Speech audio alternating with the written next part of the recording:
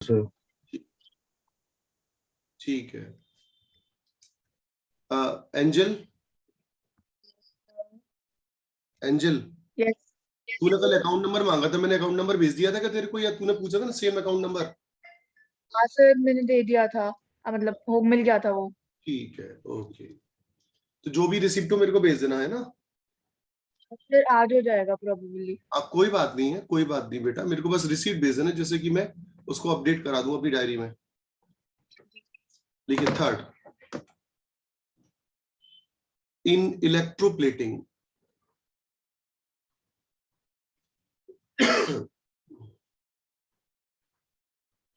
In electroplating electroplating आपने सुना जरूर होगा। क्या होता है इलेक्ट्रोप्लेटिंग? जो भी कैथोड या एनोड होते हैं उस पर हम क्या करते हैं, मेटल की। तान्या कल तू क्लास में एब्सेंट थी? Yes sir. क्यों? सर नेटवर्क प्रॉब्लम था मेरे साइड से काफी। लिखिए, इन इलेक्ट्रोप्लेटिंग, जैसे आपने देखा होगा आपके घर में पेचकस होगा, प्लास होगा, ये तमाम तरह के इलेक्ट्रिकल अप्लायंसेस जो होते हैं उनके ऊपर प्लेटिंग की जाती है रबर की, जिससे कि उनमें करंट ना मारे। तो वही है इलेक्ट्रोप्लेटिंग। क्या चाहिए देखिए, लिखिए, आपने देखा होगा लोग मतलब गोल्ड की लेयर करी हुई ज्वेलरी पहनते हैं, इसमें सोने का पानी फिरा हुआ था उसके ऊपर, ज्वेलरी के ऊपर। देखिए, the coordination compound of silver and gold the coordination compound of silver and gold are used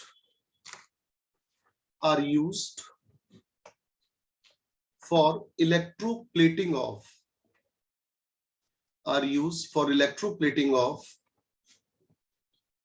of various kind of jewelry. Most commonly used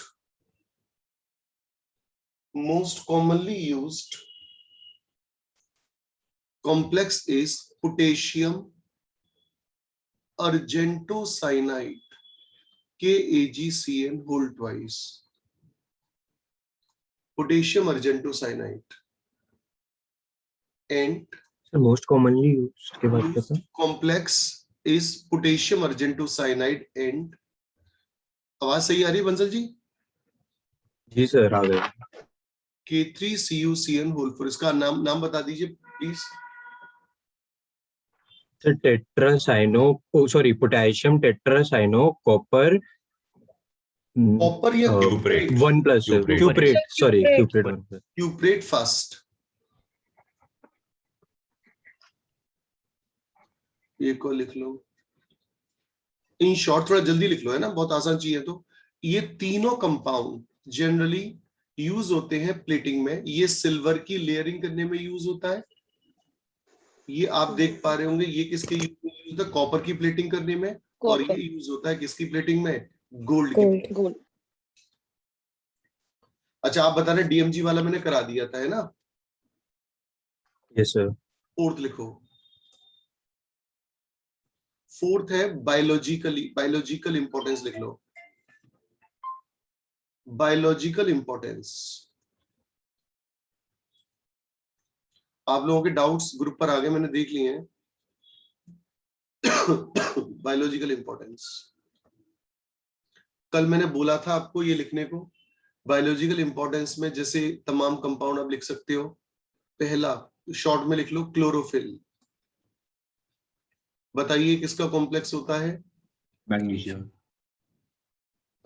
complex of magnesium ion. Haemoglobin. दादाजी घर पहुंच गए क्या? हाँ सर, पापा जी ने डांटा क्या आज? अभी है नहीं। अच्छा, कॉम्प्लेक्स ऑफ फेरस आयन। उन्हें लगाओ, तू क्लास में पहुंचा नहीं है।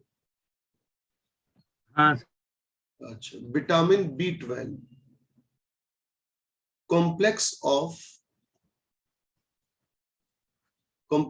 कोबाल्ट 3+, 3+ का कॉम्प्लेक्स है। तुम तो बायोलॉजी में और भी कॉम्प्लेक्स जानते होगे इन चीज इस तरह के।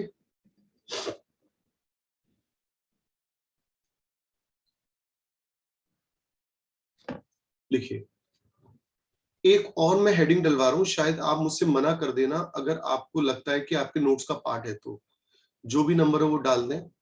इन मेटलर्जिकल ऑपरेशंस, आप बताना आपके नोट्स में अगर लिखा है कि नहीं लिखा, वो लिखा है तो कहां लिखा है। In metallurgical operations, general principle, unit number 6, metallurgical operation याद करिए। वहां पर कुछ MacArthur Forrest cyanide process आया था, तो किस हेडिंग में आया था? लीचिंग में। सिल्वर गोल्ड के सम होता था ना, मतलब पहले उसके कॉम्प्लेक्स बनाते थे, फिर उसमें जिंक डालते थे, लीचिंग केमिकल यस, याद आ गया। Yes. कोई भी बच्चा चाहे तो उस लीचिंग प्रोसेस की रिएक्शन चाहे तो मुझे बता दे, मुझे बड़ी खुशी होगी अगर बता सके तो। सिल्वर सल्फाइड और सोडियम साइनाइड मिलके बनाते थे, याद करो अगर आप, सोडियम अर्जेंटो साइनाइड। याद नहीं है आप लोगों को? हाँ तो नाम तो याद है पर फॉर्मूला नहीं। फिर मैंने कहा था कि जो सोडियम अर्जेंटो साइनाइड बनेगा उसको, उसमें से सिल्वर निकालने के लिए आप Zn का प्रयोग करिए। अब तो बता दो रिएक्शन क्या होगी? Zinc replace Zn sodium zinc plus silver. अब गोल्ड की तो नहीं लिखूं, गोल्ड की तो लिख लोगे अपने आप। याद है कि नहीं याद है गोल्ड की? तो KCN के साथ करवा देते हैं उसमें। हाँ, पोटेशियम और साइनाइड। पोटेशियम और साइनाइड। एक यहाँ लिख के तो छोड़ दो। एग्जाम्पल, सेकंड एग्जाम्पल कौन सा वाला? गोल्ड का, जरूर पढ़ लेना।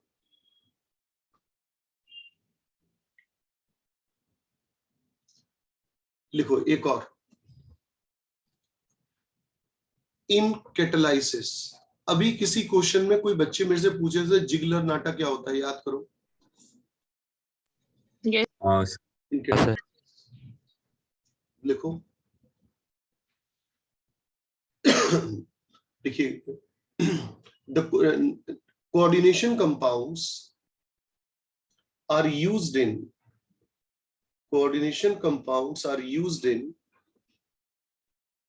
homogeneous catalysis। बताइए क्या होती है homogeneous catalysis? रिएक्टेंट और कैटलिस्ट दोनों सेम फेज में। हाँ, are used in homogeneous catalysis। For example, शायद ये उस दिन आया था मेरे ख्याल से, विल्किंसन कैटलिस्ट आया था क्या?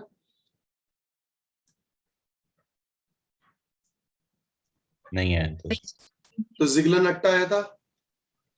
टेस्ट में दिया था। जिगलर नट्टा आया टेस्ट में था sir Ziegler NATA. This is triphenyl. ये यूं समझो कि मैं आपको दो महत्वपूर्ण ऑब्जेक्टिव क्वेश्चन बता रहा हूं। विल्किंसन कैटलिस्ट होता है ट्राइफिनाइल फॉस्फीन रोडियम क्लोराइड। बहुत अच्छी तरह से याद करना। 3 फिनाइल फॉस्फीन के अंदर, 3 फिनाइल फॉस्फीन के अंदर, ट्राइफिनाइल फॉस्फीन रोडियम क्लोराइड। ये यूज होता है होमोजीनियस कैटालाइसिस के अंदर।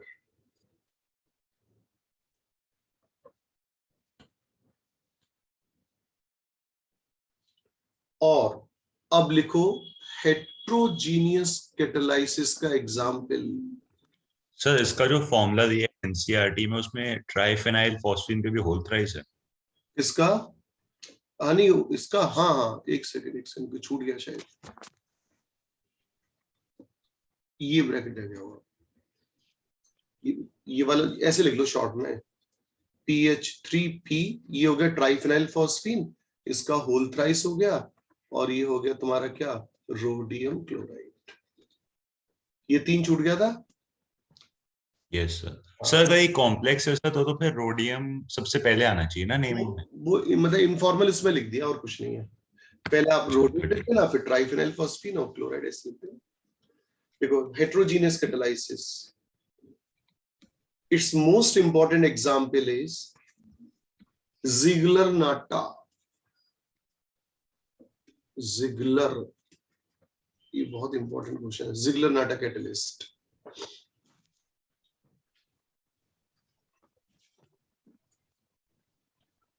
it is a solution of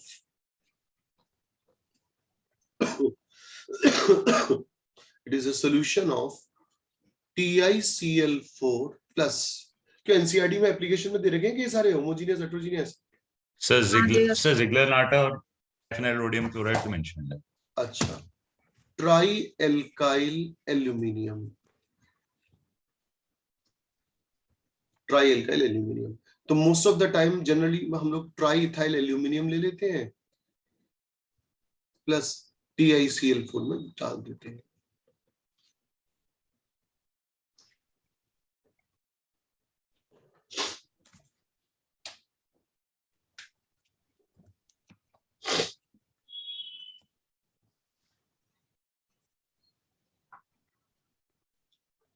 Written everyone?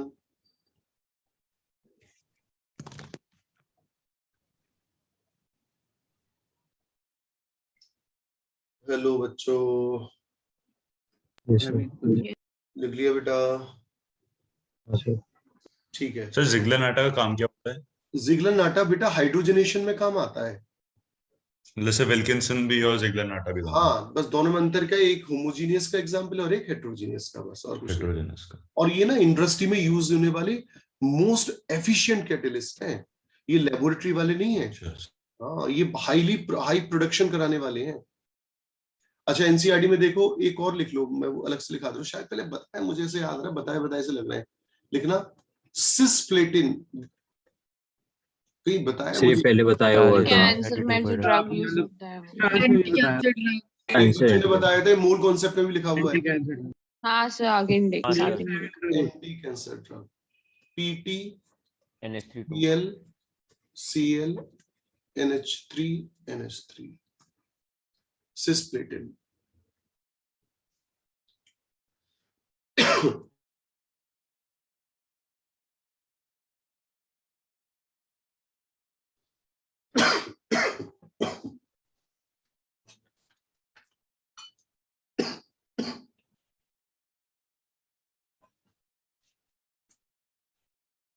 अच्छा, एक और लिखो,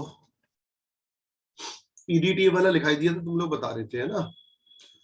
इन फोटोग्राफी, खैर अब तो डिजिटल हो गया, ये सब पुराने यूज चले आ रहे हैं, अब कहाँ ये सब फोटोग्राफी वगैरह यूज होते हैं। पहले तो जो है फोटोग्राफी जो है आपके सिलेबस में भी थी नीट के, अब तो खैर फोटोग्राफी की डिजिटल टेक्निक आ गई तो वो खत्म ही। पहले वो चलती थी ना, आपको याद है क्या, नेगेटिव पॉजिटिव वाली, आपने सुना था कभी जिंदगी में? हाँ सर, वो काली नेगेटिव वाली जो होती है, वो जो हाँ स्ट्रिप्स होती हैं उन्हें लाइट से देखना पड़ता है। हाँ, वो हट गई। कैमरे की फिल्म आती थी। हाँ हाँ, लिखो, in black and white photography, in black and white photography the develop film, जो फिल्म डेवलप करते थे हम लोग, जो काली काली आपने देखी होगी एक्सरे में लगाते थे, the develop film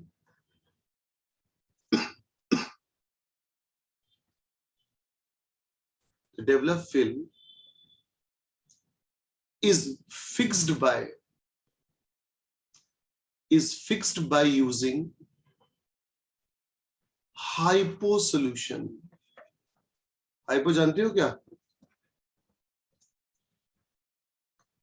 sodium thiosulphate Na2S2O3, sodium thiosulfate is known as hypo solution।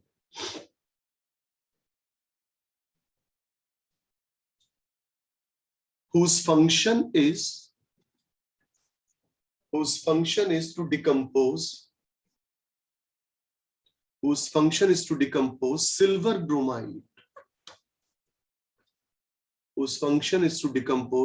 bromide, into a complex ion, sodium argento thiosulfate.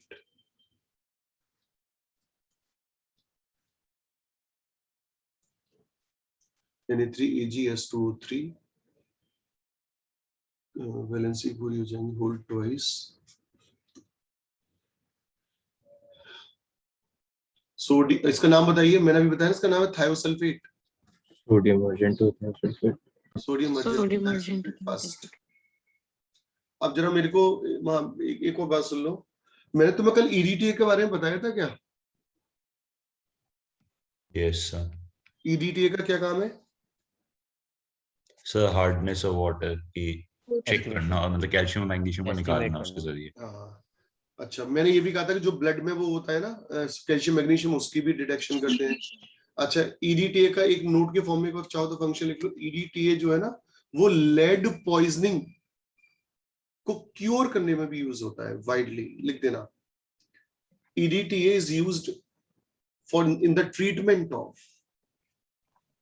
EDTA is used in the treatment of lead poisoning. lead poisoning की treatment में use होता है।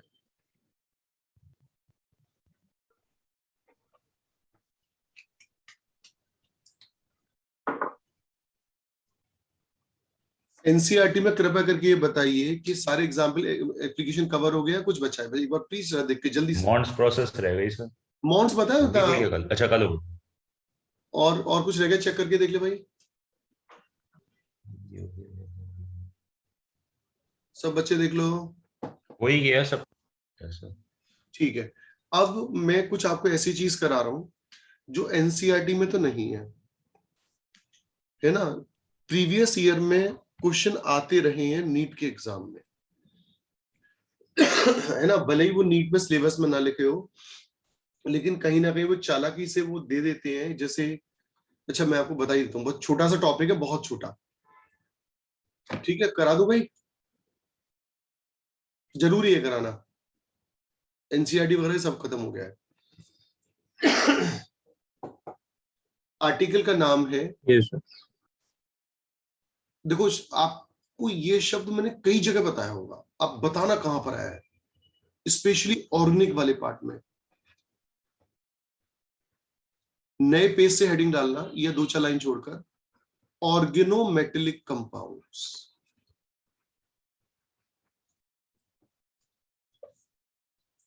CBSE के syllabus में नहीं है।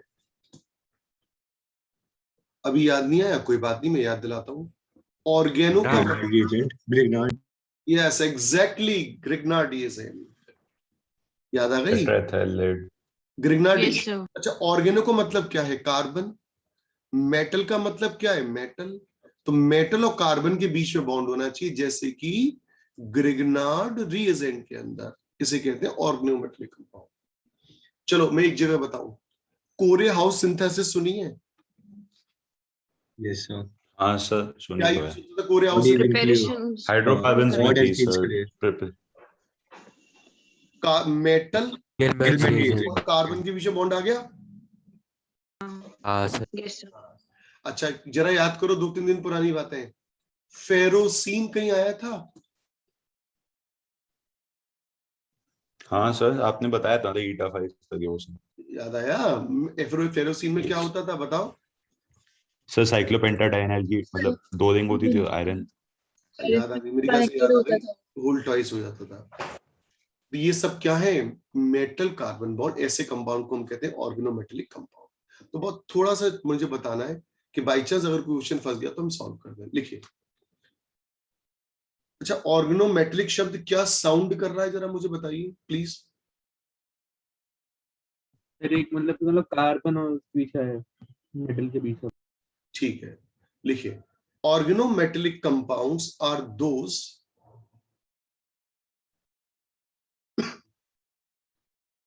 organometallic compounds are those compounds which contain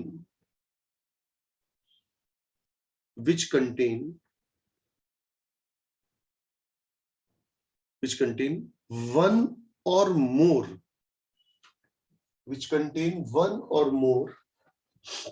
metal carbon bonds, which contain one or more metal carbon bonds.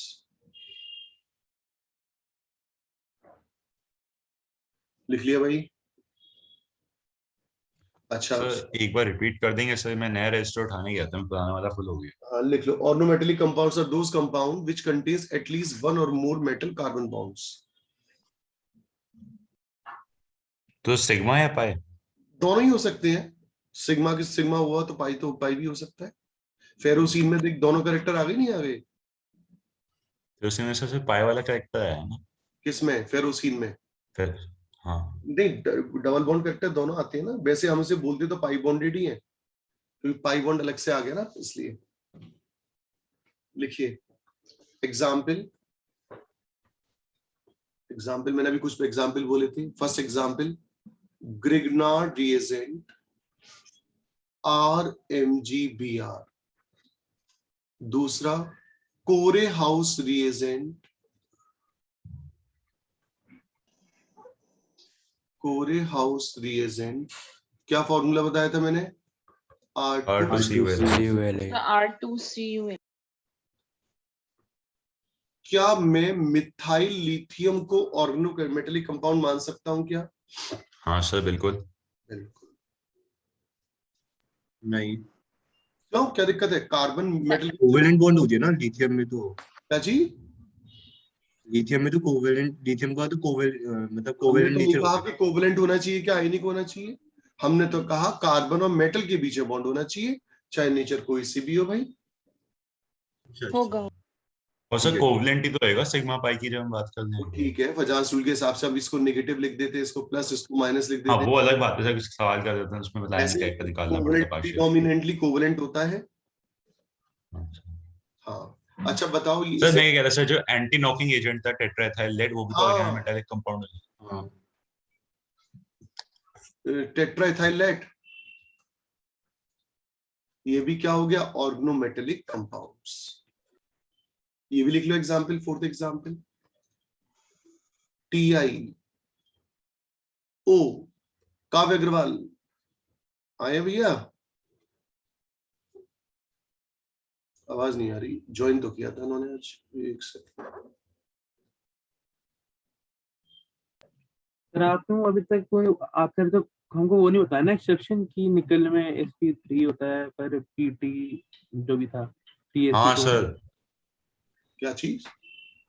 Sir की Palladium और platinum निकेल में क्लोराइड के अंदर DsP2 और sp3 निकल था, में प्लैटिनम sp3। और पैलेडियम क्लोराइड Cl4 के अंदर DsP2 स्क्वायर प्लेनर, हाँ हाँ, मैं, और सर एक निकल साइनाइड के अंदर भी CuNH4 स्क्वायर की प्लेनर बात होती है। थी। हाँ हाँ, चिंता क्यों कर रहे हो? मैंने कहा तो था कल कि वो वाली चीज मैं, मतलब मैं करवाऊंगा। कौन सी वाली चीज?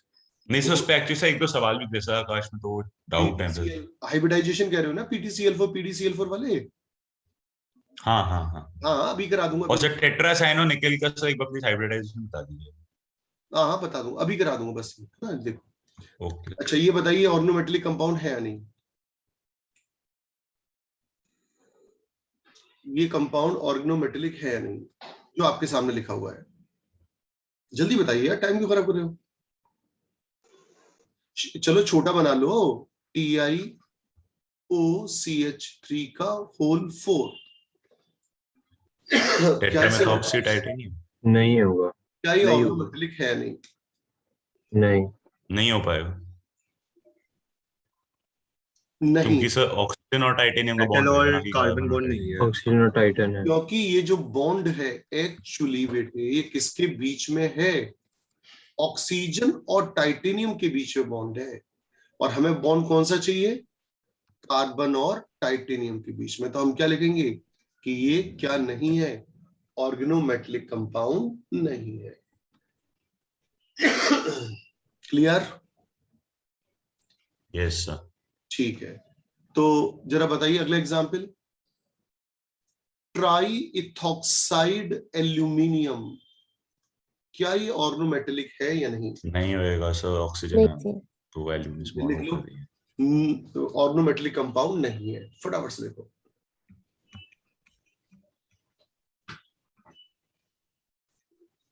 Written everyone? Yes, sir. अच्छा, सबसे इंपॉर्टेंट जो एग्जांपल है वो जरूर लिखो। फेरोसीन, याद करो di benzene dibenzene chromium,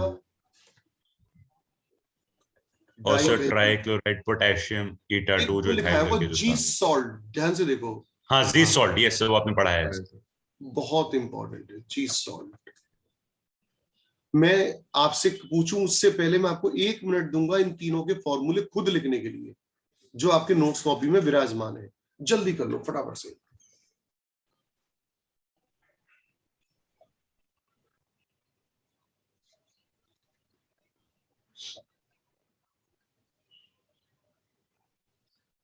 written everyone, एक सेकंड सर, जल्दी से बनाइए।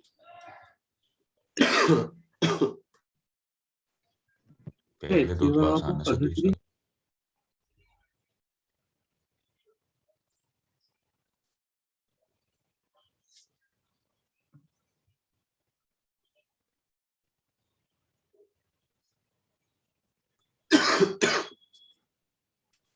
लिख लिया बेटे? यस सर, लिख लिए, लिख लिए सर तीनों। ठीक है, बस 1 2 3 जल्दी जल्दी लाइन लिख लो फटाफट से। मैं आपको पहले कह चुका हूं, अगर ऑर्गेनोमेटेलिक कंपाउंड पर कोई भी क्वेश्चन आया तो फेरोसिन या फिर जी सॉल्ट पर आएगा। बस पूछेगा फेरोसिन का स्ट्रक्चर बता दो, फेरोसिन का आईयूपीएसी नाम बता दो, जी सॉल्ट बता दो, बस और कुछ नहीं आएगा। बस 2 3 लाइनों लिख लो जल्दी से। अच्छा, एक तो ये वाली बात बताना चाहूंगा मैं जनरल नॉलेज के लिए। फर्स्ट ऑर्गेनोमेटेलिक कंपाउंड जो बनाया गया था वो था डाई मिथाइल जिंक, और इसको बनाया था फ्रैंकलिन नाम के वैज्ञानिक ने।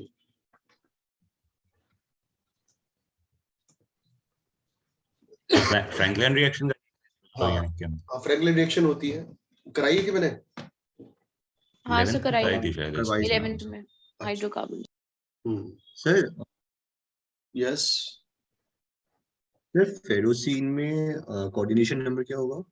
उसमें देखिए टोटल कितने वो आ रहे हैं फेरोसिन के अंदर, टोटल जो कोऑर्डिनेट बॉन्ड वो कितने बना पा रहा है। टोटल 10 इलेक्ट्रॉन का इन्वॉल्वमेंट है ना? 10 होगा। हाँ, तो क्योंकि 5 उधर से आ रहे होंगे एक रिंग से, तो पर रिंग 5 कोऑर्डिनेशन नंबर है, ईटा 5। सर पर एनसीईआरटी में एक लाइन थी कि, एक सेकंड में लाइन खोल। तो एक सेकंड प्रीवियस पेज खोल दीजिए। Sir, coordination number of a central atom ion is determined by the number of sigma bonds formed by the ligand with the central atom or And not the ion. 5 bonds. 5 bonds if formed between the ligands and the central atom are not counted for this purpose. हाँ, देखो ये हटा दूं? yes sir. अभी बताता हूँ।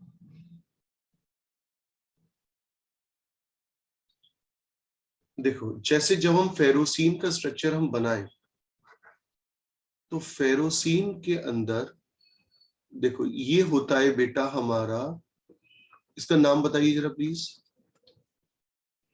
इस compound का नाम बताइए, इस कंपाउंड साइक्लोपेंटाडाइन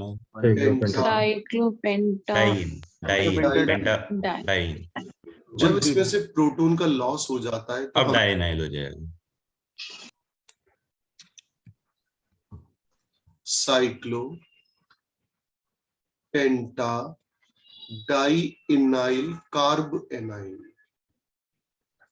और फिर हम ये कहते हैं कि ये रेजोनेंस कर रहा होगा, और रेजोनेंस के कारण हम इसको इस तरीके से दिखा देते हैं एरोमेटिक के फॉर्म में।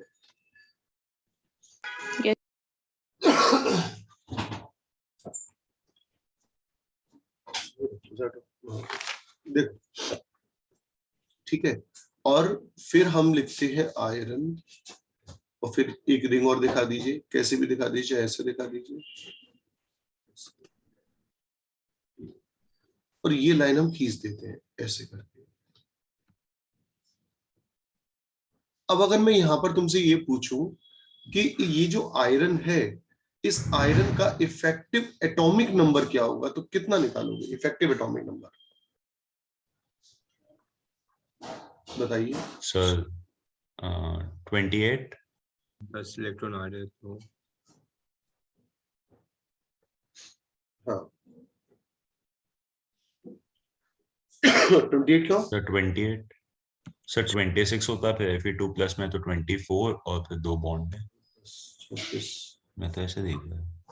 6 दूनी 12, 12 और 24, 36 आएगा। सर 10 लेंगे। देख ये तो +2 है। अब ये जो तेरी साइकिल है, इस साइकिल के अंदर टोटल कितने इलेक्ट्रॉन्स पर साइकिल इन्वॉल्व हो रहे हैं? 6 इलेक्ट्रॉन। हाँ, किसके साथ बॉन्ड बनाने? आयरन के साथ। तो 6 इलेक्ट्रॉन तेरे यहाँ आ रहे हैं। तो 6 के 6 से ऑर्बिटल में एंटर करेंगे। हाँ, वो यही मानती है ना, एरोमेटिज्म में तो सारे इलेक्ट्रॉन इन्वॉल्व है। तो 26 इसका एटॉमिक नंबर है, 2 तेरे लॉस हो गए और 12 तू ये लेकर आ गया, तो कितने हो गए तेरे पास? हाँ 36 हो गए फिर तो। 36। ठीक है, तो फेरोसिन का ये जो सैंडविच स्ट्रक्चर है, इसके हिसाब से तुम अब ये बताओ कि यहाँ पर, अच्छा पहले नोट कर लिया आप लोगों ने? पहले नोट करो। 1 मिनट से कर दें, फिर मैं स्पर्श की बात का जवाब देता हूँ। इसको हाईलाइट कर देना बेटा, सैंडविच स्ट्रक्चर को। क्यों कह रहे हैं इसको सैंडविच स्ट्रक्चर? सर आयरन नीचे सैंडविच थे ना, दो साइक्लोपेंटाडाइनल कार्बोनाइल्स के बीच। अच्छा, उसमें लगे यार डाइबेंजीन क्रोमियम में भी कोबोल्ट निकाल देना हल्के हल्के। क्या चीज? Effective atomic number. Effective atomic number sir उसमें तो Cr2+ की स्टेट में होता है ना? और उसमें नहीं, उससे +2 की स्टेट कहाँ आती है? क्रोमियम नॉर्मल है मेरे ख्याल से, तो उसमें कुछ है ही नहीं। उसमें नॉर्मल उसमें चार्ज कहाँ होता है? Hydrogen charge. हाँ ठीक सर, ठीक सर, ठीक सर। उसका स्ट्रक्चर तो यही तो होता है, क्रोमियम 𝜂6 आ रहा होगा। उसका भी सर 36 ही आ रहा है, उसका भी 36 ही आ रहा है। देखो देखो,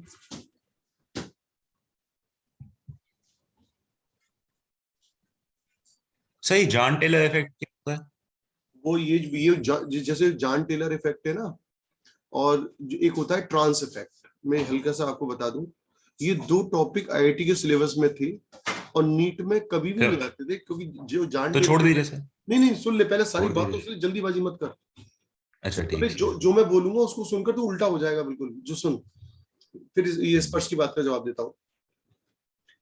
मेरे ख्याल से शायद कुछ साल पुरानी बात है, शायद 4 साल पुरानी बात हो सकती है। कभी भी जॉन टेलर इफेक्ट होता है, जॉन टेलर, इस पर, और एक आर्टिकल है ट्रांस इफेक्ट। वो कभी भी मेडिकल में नहीं आता था, आईआईटी में आता रहता था। और 4 साल पुरानी बात है, मुझे अच्छी तरह से याद है। ऐसा इतिहास रचा नीट वालों ने कि कोऑर्डिनेशन केमिस्ट्री के 3 क्वेश्चन बनाए थे इन दोनों पर मिलके, और बच्चा एक भी अटेम्प्ट नहीं कर पाया था। क्यों? उसे 3 क्वेश्चन लाइन से लगे हुए थे। Jahn Teller effect. कौन सा ईयर था सर? मेरी ख्याल से प्रीवियस ईयर के पेपर में देखो, अभी तुम्हें दिख जाएगा। हाँ सर बताइए ना कौन सा ईयर। प्रीवियस ईयर में उल्टे चल के देखो सर। हाँ जॉन टेलर मिल गया सर, ट्रांसफेक्ट जॉन टेलर। हाँ 2 तो मिल गए। ईयर बता। Jahn Teller effect is not observed in high spin complexes of correct increasing order किस ईयर का सवाल है? In the following species. किस ईयर का है? 16 लगा फेज 2। तो तब से हम इतने सतर्क हो गए कि वो भली सिलेबस में होना, हम कराएंगे जरूर से, लेकिन हम बता के चलेंगे कि ये बोर्ड के सिलेबस में भी नहीं, नीट के सिलेबस में भी नहीं है, इसलिए हम कराएंगे इसको नोट के फॉर्म में, और आज ही कराएंगे। सर गलत बात है ना, फेज 2 में दे दिया उठा के पेपर में उसकी करने। भाई कभी कभी एग्जाम में इतना पागल फंस जाता है, वो कुछ भी कर देता है, इसलिए कह रहा हूँ। सर हमारे साल में ऐसा तो नहीं होगा, क्योंकि पिछले साल जब 2 की फुल आए थे, इस बार 3 की फुल आ गए हैं। अब आने तो नहीं चाहिए भाई। अब देखो हम लोग तो, तभी तो मैं कहता हूँ थोड़ा एक्स्ट्रा पढ़ के चला करो यार। ऑर्गोमेटेलिक कंपाउंड्स को कितना एक्स्ट्रा कर लें सर? एक तो आइडिया भी तो नहीं होता ना कहाँ पे एक्स्ट्रा करना है, कहाँ पे भाई नहीं करना। चैप्टर में एक्स्ट्रा हो सकता है। तुमको पढ़ाने वाले टीचर जितना कह रहे हैं उतना कर लो बस, क्योंकि एक्स्ट्रा की तो कोई वो ही नहीं है ना, था ही नहीं है ना। हाँ चलो, अच्छा रिजॉइन करो फटाफट से, फिर बताता हूँ सारी बातें।